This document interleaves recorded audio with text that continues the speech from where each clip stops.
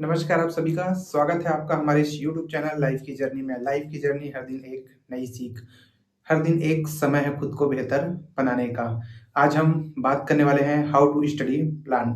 हम अपने study education को कैसे और अच्छा मैनेज कर सकते हैं, किस तरह से हम स्ट्रैटेजी फॉलो करके अपनी पढ़ाई को एक बेहतर बना सकते हैं। हमारा जो आज का सेशन रहने वाला है, आज का हमारा जो वीडियो रहने वाला है, वो रहने वाला है स्कूल बच्चों के ऊपर, जो बेसिकली बोर्ड्स एग्जाम में 10th-12th का एग्जाम दिलाते हैं, मार्क्स अच्छे नहीं आ पाते। इस वीडियो को बिना स्किप किए आप कंटिन्यू एंड तक जरूर देखें।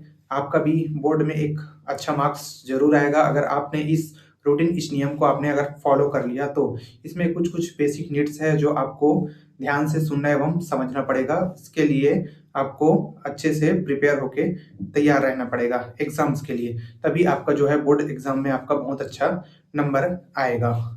तो बने रहिए हमारी इस वीडियो के एंड तक। इसमें हम कुछ बेसिक रियलिटी है उस पर हम बात करने वाले हैं। अपनी पढ़ाई को गोल्स बनाओ, हर साल का एक लक्ष्य जरूर लिखें। हर बच्चे को 3 प्लान जरूर बनाना चाहिए। पहला, बोर्ड परीक्षा का लक्ष्य, रोजाना पढ़ाई का टाइम और हर हफ्ता एक गोल जरूर बनाएं। सबसे पहले आपको एक टाइम टेबल बनाना पड़ेगा। टाइम टेबल के अकॉर्डिंग ही आपको अपना लक्ष्य निर्धारित करना होगा। डेली आप उसी टाइम टेबल के अकॉर्डिंग आपको डेली रूटीन से पढ़ाई करना है। सबसे पहले टाइम टेबल बनाने का मतलब ये है कि आपके अंदर डिसिप्लिन होना चाहिए। टाइम टेबल बनाने के बाद आप अगर डिसिप्लिन फॉलो नहीं करेंगे तो डिसिप्लिन फॉलो नहीं होगा, जिसके कारण आप जो है 2 दिन 4 दिन पढ़ेंगे, उससे ज़्यादा आपका टाइम टेबल के जो अकॉर्डिंग है वो पढ़ाई नहीं होगा। तो उसके लिए सबसे बेसिक जो चीज़ है वो टाइम टेबल है। टाइम टेबल बनाओ, टाइम टेबल बनाने के अकॉर्डिंग डेली उसको फॉलो करना पड़ेगा। उसके लिए सबसे मेन चीज़ है पेशेंस, धैर्य आपको रखना पड़ेगा। और दूसरा जो चीज़ है वो कंसिस्टेंसी। आपको ईमानदारी से जो टाइम टेबल बनाए हो उसको फॉलो करना पड़ेगा। रोजाना धीरे-धीरे पढ़ने से ही आपका जो सिलेबस है वो अच्छे से कवर हो पाएगा। क्योंकि निरंतर पढ़ाई करने वाले जो स्टूडेंट हैं वही आगे निकलते हैं। साप्ताहिक पढ़ाई करने वाले हमेशा पीछे रह जाते हैं। कभी-कभार पेज या पन्ना पलटने वाले हमेशा पीछे रह जाते हैं।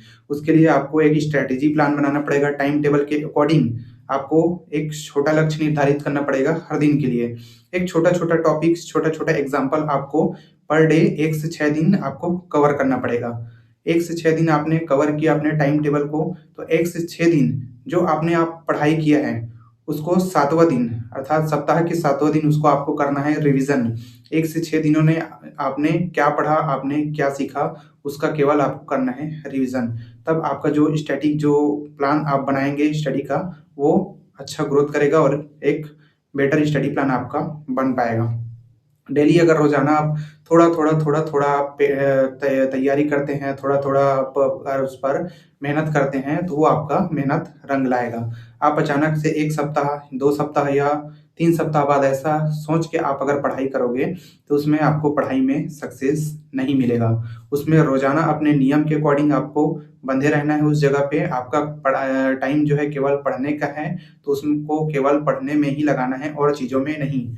क्योंकि अगर हम पढ़ाई के साथ-साथ अगर दूसरा चीज़ फ़ॉलो करें या अपना माइंड किसी दूसरा क्षेत्र में अगर लेके जाएँ, तो वहाँ पास डिस्ट्रैक्शन होता है। वहाँ पास डिस्ट्रैक्शन मोड ऑन हो जाता है। तो उसमें हम क्या करते हैं कि हम एक रास्ते में ना जाके हम 2 रास्ते में चले जाते हैं। फिर हम ना इधर के होते हैं, ना इधर के। इसलिए स्टडी जो प्लान है आपको कंसिस्टेंसी के साथ उसको फ़ॉलो करना पड़ेगा, तब जाके आपका स्टडी जो है एक अच्छा हो पाएगा। तो उसके लिए आपको जो ज़रूरत की जो चीज़ें हैं उसको आपको फ़ॉलो करना पड़ेगा। फॉर एग्ज़ाम्पल अगर देखा जाए तो आपके पास जो है 6 से 7 सब्जेक्ट होता है। उस सब्जेक्ट के अकॉर्डिंग आपको कंसिस्टेंसी के साथ आपको नियम को फ़ॉलो करते हुए आपको स्टडी प्लान बनाना पड़ेगा। जैसे फर्स्ट डे आप हिंदी कवर कर रहे हैं, second day maths, third day आप फिज़िक्स, उसके बाद केमिस्ट्री वगैरह जो सब्जेक्ट है उसको आप कवर कर रहे हैं। तो जो मोस्ट इम्पोर्टेंट जो सब्जेक्ट होता है, एक तो मैथ्स होता है, केमिस्ट्री होता है, फिज़िक्स होता है एंड बायोलॉजी होता है। हिंदी, इंग्लिश जो है सामान्य भाषा होता है। मेहनत इसमें भी आपको करना पड़ेगा क्योंकि हर सब्जेक्ट, हर विषय आपके लिए उतना ही इम्पोर्टेंट है, जितना एक विषय आपके लिए इम्पोर्टेंट रखता है। उसके साथ-साथ सभी सब्जेक्ट आपके लिए इम्पोर्टेंट है। लेकिन जिस सब्जेक्ट में अक्सर समय ज़्यादा जाता है स्टडी करने में, उसको ज़्यादा आपको फ़ॉलो करना पड़ेगा। जो चीज़ें आपको ऑलरेडी आता है, जो चीज़ें आप ऑलरेडी सीख चुके हैं, उसमें समय ना गँवा के जो चीज़ आपको दिक्कत देता है, जो चीज़ आपको समझने में ज़्यादा समय लेता है, उस पे आपको ज़्यादा फ़ोकस करना पड़ेगा। तभी आपका स्टडी प्लान जो है एक सही स्ट्रैटेजी के साथ कंप्लीट होगा।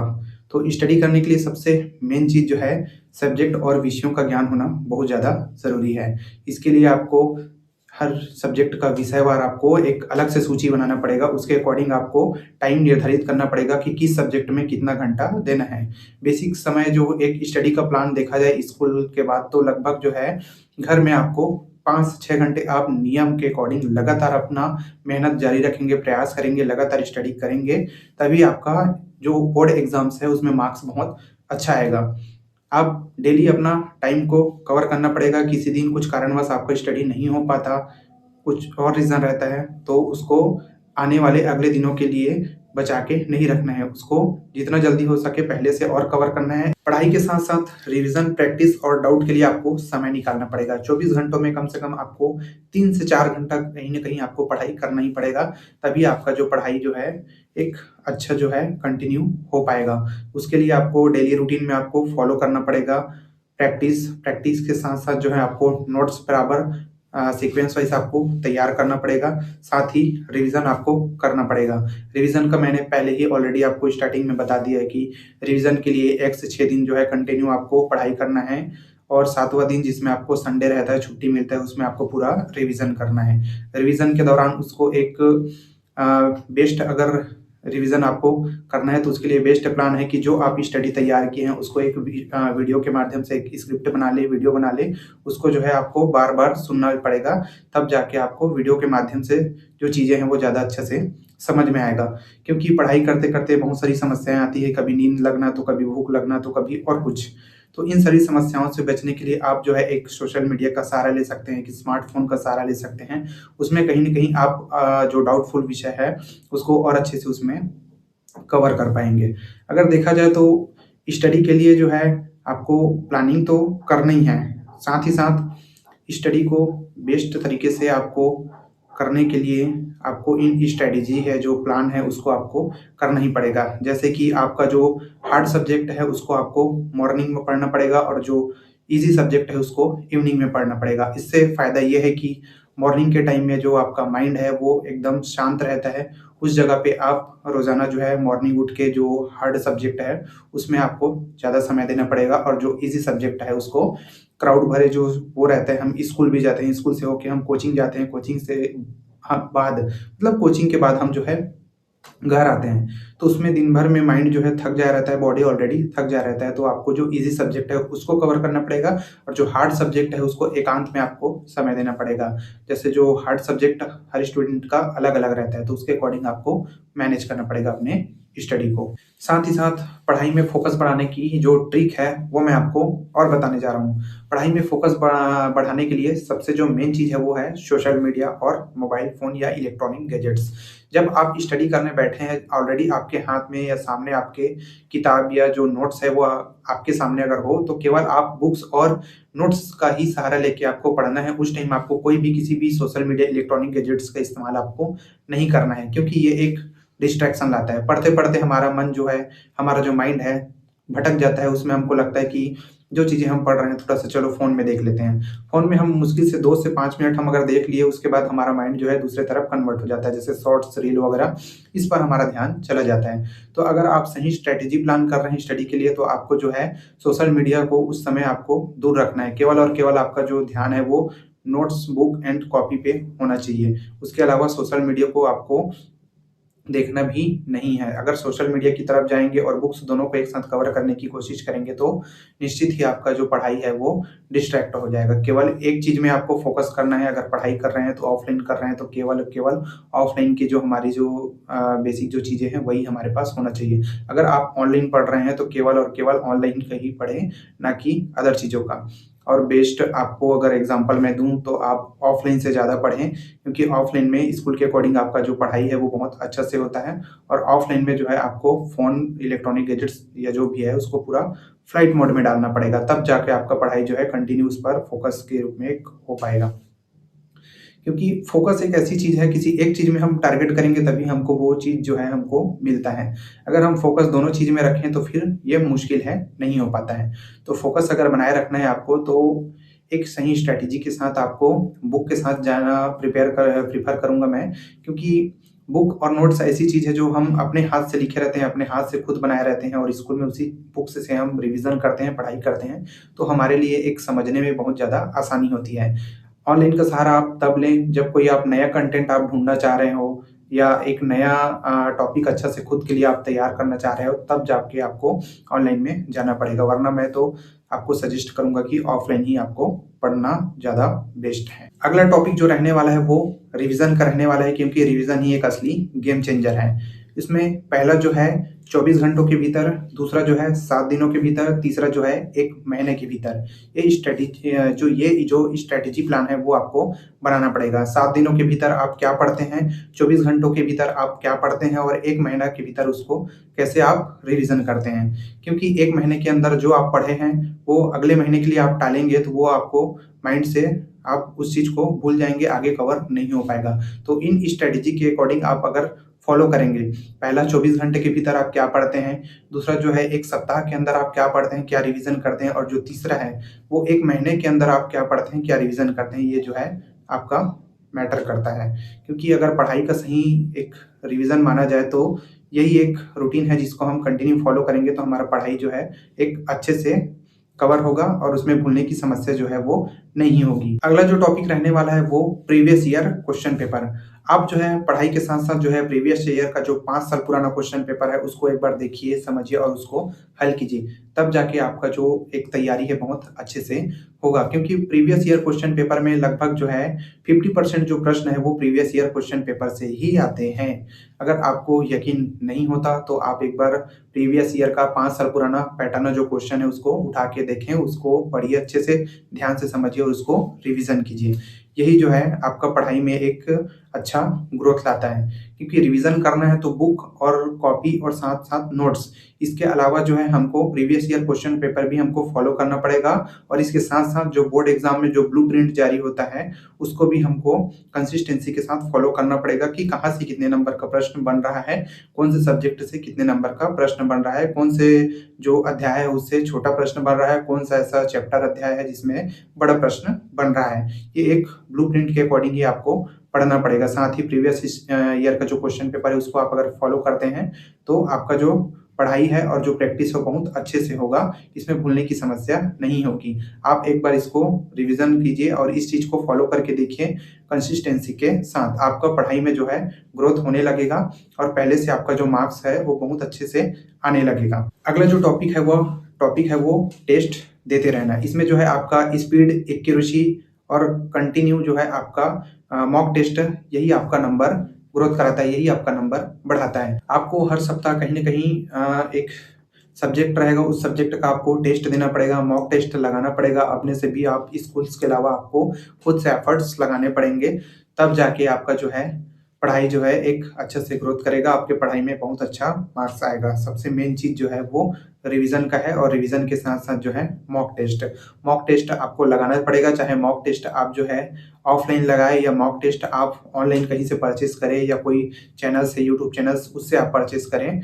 लेकिन ये जो मॉक टेस्ट है वही जो है आपके पढ़ाई में एक अच्छा नंबर ला सकता है, क्योंकि मॉक टेस्ट जितना ज़्यादा लगाएँगे आपके अंदर जो है एक्यूरेसी बढ़ेगा, आपका स्पीड बढ़ेगा, साथ ही आपके अंदर कॉन्फिडेंस आएगा। स्टार्टिंग में मॉक टेस्ट आप लगाएँगे तो नंबर हो सके कम आएगा, धीरे-धीरे आपका जो नंबर है वो ग्रोथ करेगा। तो मॉक टेस्ट सबसे ज़्यादा ज़रूरी है। मॉक टेस्ट आप दिलाते रहेंगे तो आपके अंदर कॉन्फिडेंस आएगा, तो हर जो हार्ड सब्जेक्ट है, हर जो हार्ड वो चीज़ें हैं वो आपको ईज़ी और सरल लगने लगेगा। तो मॉक टेस्ट ही एक ऐसा फ़ॉर्मूला है जिसके माध्यम से आप अपना पढ़ाई को और स्पेशल बना सकते हैं। अगला जो टॉपिक है वो कॉन्सेप्ट का है। कॉन्सेप्ट को समझो, रटने से बचो, समझने से आपका हर एक समस्या का फ़ॉर्मूला आपका बन जाएगा। कोई भी चीज़ जो है आपको रटना नहीं है, उसको समझना है। एग्ज़ाम्पल के रूप में हम देखा जाए तो फिज़िक्स हो गया, फिज़िक्स को हम रटने के बजाय उसको प्रैक्टिकली रूप में हम समझने का प्रयास करेंगे तो हमारा फिज़िक्स जो सब्जेक्ट है वो भी हमको ईज़ी लगने लगेगा। साथ ही बायोलॉजी का जो डायग्राम्स होता है वो डायग्राम्स के लिए हमको खुद अभ्यास करना है, खुद के नोट्स में खुद हमको प्रैक्टिस करके डायग्राम को सेल्फ जो है हमको खुद से बनाना पड़ेगा। अगर हम जो ऑनलाइन किसी चीज़ का हम सहारा लेंगे या कार्बन कॉपी का सहारा लेंगे तो उससे जो है आगे हमको बहुत ज़्यादा समस्या होगी।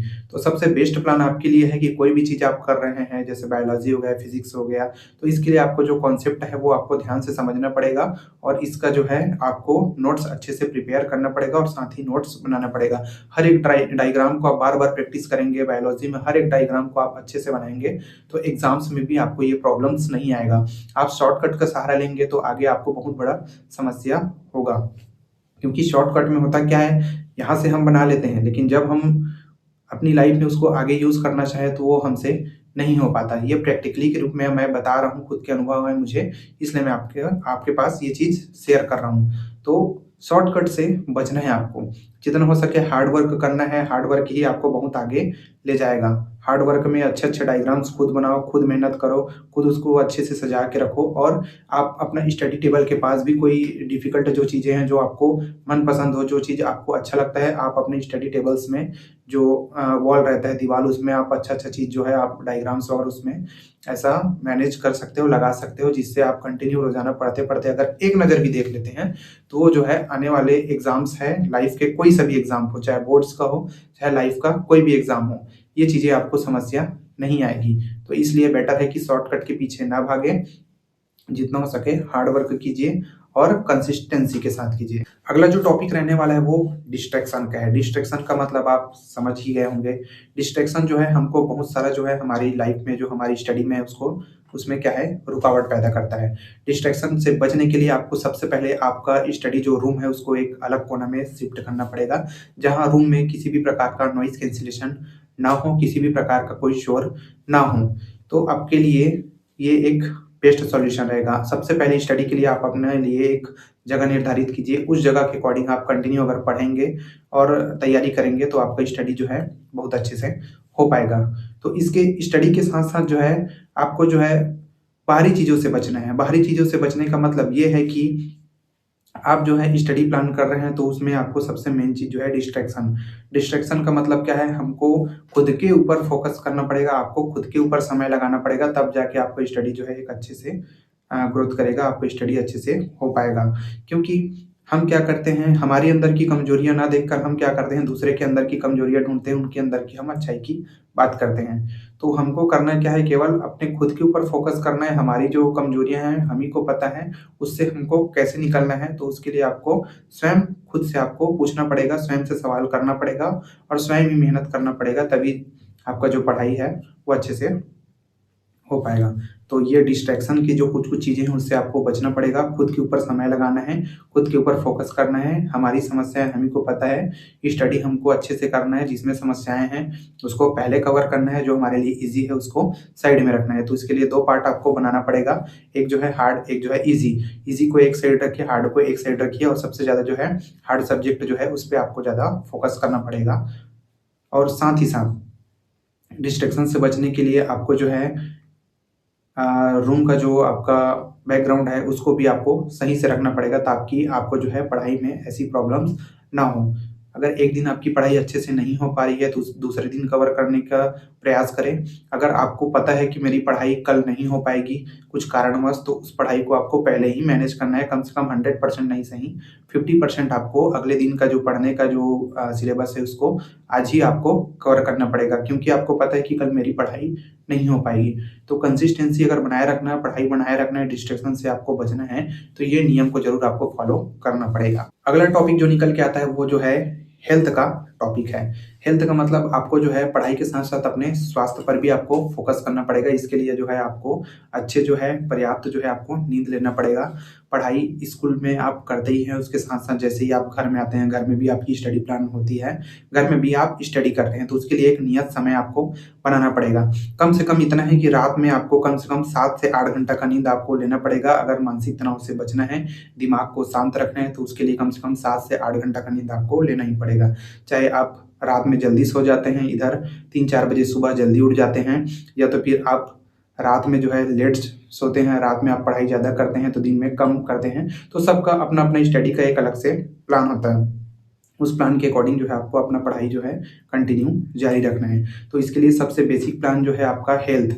हेल्थ आपका सही रहेगा तभी आप जो है हर काम को एक अच्छे ढंग से परफेक्ट रूप से कर सकते हैं। तो उसके लिए हमको सही डाइट लेना पड़ेगा, खाना सही खाना पड़ेगा और हमको जो है जंक फूड जो रहती है उससे हमको बचना पड़ेगा।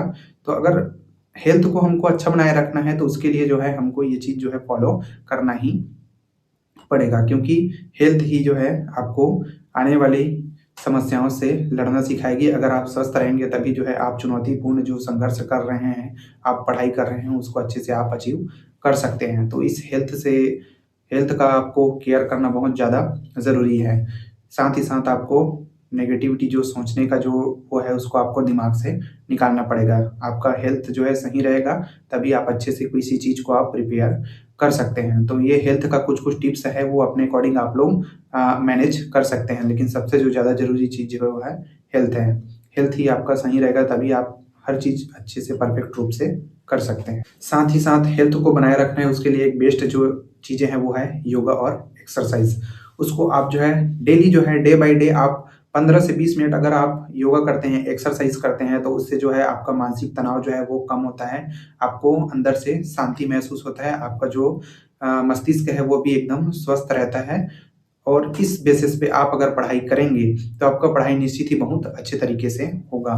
क्योंकि योगा जो है, बहुत सारी जो बीमारियों का जो है एक जड़ माना जाता है। आप योगा करेंगे, एक्सरसाइज़ करेंगे, उससे जो है आप अगर स्टडी करने के लिए अगर बैठेंगे, चाहे आप डे में बैठें या नाइट में बैठें, अगर आप एक्सरसाइज़ करने के बाद अगर पढ़ाई करने बैठते हैं, तो उसमें जो है आपको मानसिक तनाव नहीं होगा, साथ ही साथ आपको नींद भी नहीं आएगा।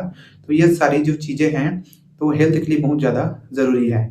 और साथ ही साथ आपको इसमें पानी बहुत अच्छे मात्रा में पीना पड़ेगा, जिससे आपको नींद नहीं आएगा और आप पढ़ाई बहुत अच्छे तरीके से कर सकते हैं। और अगर आपको नींद आता भी है साथ ही साथ तो उसके लिए चना हो गया या चॉकलेट्स हो गया, कुछ-कुछ चीज़ें जो होती है बेसिक चीज़ें, उसको आप अपने अंदर सेवन कर सकते हैं, जिससे आपका जो पढ़ाई वो अच्छे तरीके से होगा, साथ ही साथ आपको नींद भी नहीं आएगा। तो ये जो है आप अपने अकॉर्डिंग इसको कर सकते हैं। तो सबसे जो उत्तम चीज़ है, जो सबसे अच्छी चीज़ है वो है स्वास्थ्य। अगर स्वास्थ्य का देखभाल करेंगे तभी आपका पढ़ाई जो है एक अच्छे से हो पाएगा। अगला हमारा टॉपिक है डाउट का। किसी भी चीज़ का हम अगर स्टडी कर रहे हैं, निरंतर हम पढ़ाई कर रहे हैं, तो हमको क्या करना है, अपने अंदर जो है डाउट पाल के नहीं रखना है। डाउट की समस्या जो है हमारे अंदर नहीं होनी चाहिए। अगर हमारे अंदर डाउट होता है, तो उसको तुरंत-तुरंत सॉल्व करने की कोशिश कीजिए। अगर डाउट छोटा है, तो उसको तुरंत सॉल्व करिए। अगर डाउट थोड़ा बड़ा है, तो आपको लगता है कि थोड़ा ज़्यादा समय चाहिए, तो आप अपने अकॉर्डिंग 1 से 2 दिन में आपका जो भी डाउट है, उसको सॉल्व करना पड़ेगा। डाउट जो है कई प्रकार से आता है। स्कूल में पढ़ाई के दौरान डाउट आता है। अगर हम ऑनलाइन सोशल मीडिया में हम कुछ स्टडी मटेरियल्स हम देख रहे हैं, तो उसमें भी बहुत सारे डाउट आता है। दोस्तों से हम नोट्स शेयर करते हैं या नोट्स लेते हैं, उसमें भी हमको बहुत सारा डाउट होता है। तो ये जो डाउट से बचने के लिए आपको जो है डाउट को जमा करके नहीं रखना है, इसको 1 से 2 दिन के अंदर डाउट को एनी हाउ आपको क्लियर करना ही पड़ेगा। अगर डाउट जो है धीरे-धीरे जमा हो जाएगा तो जो है आपको पढ़ाई करने में बहुत ज़्यादा परेशानी होगी और आप अच्छे से पढ़ाई नहीं कर पाएँगे। धीरे-धीरे आपका पढ़ाई से जो मन है वो हटने लगेगा। तो उसके लिए बेस्ट चीज़ है, डाउट को तुरंत आपको सॉल्व करना है, उसको जमा करके नहीं रखना है। हर डाउट जो है एक समस्या के रूप में आता है, जो कि सॉल्व हो जाता है। अगर डाउट जमा करेंगे तो हम आगे जीवन में कुछ भी नहीं कर पाएँगे। अगर डाउट को अगर जमा नहीं करेंगे धीरे-धीरे करके, हम उसको छोटे-छोटे रूप में, अगर डाउट बड़ा है तो उसको 2 भागों में बाँट लीजिए, छोटे रूप में बाँट लीजिए, लेकिन डाउट को खत्म करिए, उसको डाउट रखना नहीं है। इसलिए आपको डाउट को कंसिस्टेंसी के साथ फॉलो भी करना पड़ेगा और बिना डाउट के आपको स्टडी करना पड़ेगा। अगर डाउट जमा के रखेंगे तो आपका स्टडी अच्छे से नहीं हो पाएगा और आपके पास इतने सारे सब्जेक्ट हैं जिसमें बहुत सारे डाउट आएँगे। तो कोशिश यही करिए कि डाउट को जितना जल्दी हो सके ख़त्म करना है और बिना डाउट को हमको अच्छे से पढ़ाई करना है, ताकि हमारा पढ़ाई भी अच्छे तरीके से हो पाए। अगला टॉपिक जो निकल के आता है वो करियर अवेयरनेस का है। करियर अवेयरनेस में कहने का मतलब ये है कि आप 10th level, 12th level exam में आप अच्छे से कवर करते हैं। आप 10th और 12th को बहुत अच्छे से पढ़ाई करते हैं और रटने के साथ-साथ उसको समझ के आप पढ़ते हैं, तो आपकी लाइफ में बहुत सारे फील्ड में आपको काम आएगा। फॉर लाइक एग्ज़ाम्पल डिफेंस हो गया, इंजीनियरिंग हो गया, आईटी हो गया, बहुत सारे ऐसे विभाग हैं, चिकित्सा विभाग हो गया, है ना? मेडिकल फील्ड से रिलेटेड जितना भी है, तो आपके सब्जेक्ट के अकॉर्डिंग जितना भी आप समझ के अच्छे से पढ़ाई करेंगे, वो आपके आने वाले जो स्ट्रीम है उसमें, आपके आने वाले जो ड्रीम है उसमें आपका काम आएगा। आप किसी भी क्षेत्र में अगर आगे बढ़ना चाहें तो कहीं न कहीं आपके स्कूल लाइफ़ का जितना पढ़ा हुआ है, वो कहीं न कहीं आपके जीवन में काम आएगा ही आएगा, चाहे सब्जेक्ट कोई सा भी हो। कहीं न कहीं कॉम्पिटिशन में इस चीज़ की ज़रूरत आपको पड़ेगा ही। तो मैं आपको यही सजेस्ट करूँगा कि आप पढ़ाई जो कर रहे हो उसको रटो मत, अच्छे से समझ के आपको पढ़ना पड़ेगा, तभी आपको करियर अवेयरनेस भी ये आपके लिए एक बेस्ट प्लान रहेगा। किसी चीज़ को आप समझ के पढ़ेंगे तो आपको जो है कंटिन्यू वो याद रहेगा। आप जो है केवल एग्ज़ाम पास करने के लिए, अच्छे नंबर लाने के लिए रटेंगे, तो वो आपके एग्ज़ाम तक ही सीमित रहेगा। उसके बाद आप जैसा का तैसा हो जाओगे पहले के जैसा। केवल नंबर ला के आप जो है अच्छा नहीं बन सकते। उसके साथ-साथ आपको जो है नंबर के साथ-साथ आपने जितना भी पढ़ा है, उन चीज़ों की जो समझ है वो अपने अंदर होना चाहिए, उन चीज़ों की जो जानकारी है वो खुद के अंदर होना चाहिए। तो केवल रटना नहीं है, रटने के साथ-साथ आपको समझना है, तभी आपके जो करियर अवेयरनेस है, जो आपकी स्ट्रीम्स है, जो आपकी ड्रीम है, उसमें ये चीज़ें आपको काम आएगी। अगला और जो लास्ट टॉपिक रहने वाला है वो खुद पर भरोसा रखो। खुद पर भरोसा रखना ही आपका सबसे बड़ा सुपर पावर है। आपके अंदर कमजोरियाँ हैं, वो कमजोरियाँ अपने अंदर ही रखना है, आपको अन्य लोगों के पास शेयर नहीं करना है, क्योंकि कमजोरियाँ हमको हमारा कमजोरियाँ पता है तो हमको ही उस चीज़ का निर्धारण करना पड़ेगा, हमको ही उसका रास्ता निकालना पड़ेगा। कई बच्चे ऐसे हैं जो 50% होते हैं, कई बच्चे ऐसे हैं जो 100% होते हैं। तो ऐसा है कि पढ़ाई का लेवल जो है अपने-अपने अकॉर्डिंग होता है। कोई जो है मध्यम पढ़ाई करता है, कोई पढ़ाई में बहुत ज़्यादा तेज़ होता है। तो आप भी अगर मध्यम हैं, आप भी अगर कमज़ोर हैं, तो आप जो है पढ़ाई करके और इतने सारे जो मैं स्ट्रैटेजी प्लान आपको पढ़ाई का जो बताया हूँ, उसको अगर आप नियम से फॉलो करेंगे, तो आप भी एक टॉपर बच्चे की तरह अच्छे से मार्क्स लाएँगे और अच्छे से आपका जो है पेपर भी बहुत अच्छा बनेगा। तो ये जो लास्ट ऑप्शन जो है उसको आपको ध्यान में रखना पड़ेगा। बेस्ट प्लान अगर देखा जाए तो जो है खुद पर भरोसा रखना, क्योंकि कोई भी बच्चा टॉपर जो है जन्म से नहीं होता। धीरे-धीरे लगातार कंसिस्टेंसी, धीरे-धीरे रोज़ाना प्रैक्टिस से ही वो बच्चा टॉपर बनता है। तो आपके अंदर कमज़ोरियाँ है तो ये मत सोचिए कि मेरे अंदर कमज़ोरियाँ इतनी सारी है तो मैं कैसे करूँगा? आप निरंतर कोशिश करिए, धीरे-धीरे पढ़ने का कोशिश करिए, आपसे ज़रूर ये चीज़ होगा ही होगा। क्योंकि कोई भी टॉपर जो है शुरू से ही टॉपर नहीं बनता। टॉपर भी टॉपर बनने के लिए मेहनत करते हैं, दिन-रात एक करके पढ़ाई करते हैं, स्ट्रैटेजी फ़ॉलो करते हैं, नियम बाय नियम, डे बाय डे जो है धीरे-धीरे अपना छोटा-छोटा गोल निर्धारित करता है, तभी जाके वो आगे चल के वो एक टॉपर बनता है। तो आपको भी अगर टॉपर की तरह बनना है, तो आपको टॉपर के जैसा मेहनत करना पड़ेगा, टॉपर के जैसा प्रैक्टिस करना पड़ेगा। तो इन सारे जो प्रैक्टिस का जो मैं प्लान बताया हूँ, उसको आप अगर फ़ॉलो करते हैं, तो आपको जो है एक सफल होने से और अच्छे मार्क्स लाने से आपको कोई नहीं रोक सकता। तो ये जो स्ट्रैटेजी प्लान है पढ़ाई का, उसको अच्छे से आपको फ़ॉलो करना है। आने वाले जो बेस्ट जो एग्ज़ाम रहेगा आपका, उसमें आपका बेस्ट से बेस्ट नंबर आएगा। तो अभी से आप अपना एग्ज़ाम की तैयारी में लग जाइए इन नियमों को फ़ॉलो करते हुए। वीडियो के अंत में बस मैं यही कहना चाहूँगा, जो 10th और 12th है यही आपकी सही दिशा को तय करती है। अगर 10th-12th में आप अच्छे से पढ़ाई कर लेते हैं, तो यही आने वाले समय में आपको एक नया रास्ता दिखाएगी, जो कि आपके लिए बहुत ज़्यादा ज़रूरी है। तो अगर आप पढ़ाई कर रहे हैं, आप एक एजुकेशन लेवल पे हैं, आप 10th-12th में हैं, तो इन नियमों को फ़ॉलो करते अच्छे से पढ़ेंगे, तभी आपका जो है सपना साकार होगा। बोर्ड एग्ज़ाम में आपका अच्छा से मार्क्स आएगा। तो आई होप अगर हमारी ये वीडियो आपको पसंद आई होगी, तो हमारे इस चैनल को लाइक, शेयर एंड सब्सक्राइब ज़रूर करें एंड बेल आइकन को प्रेस ज़रूर करें। तब तक के लिए मिलते हैं अगले वीडियो में। धन्यवाद।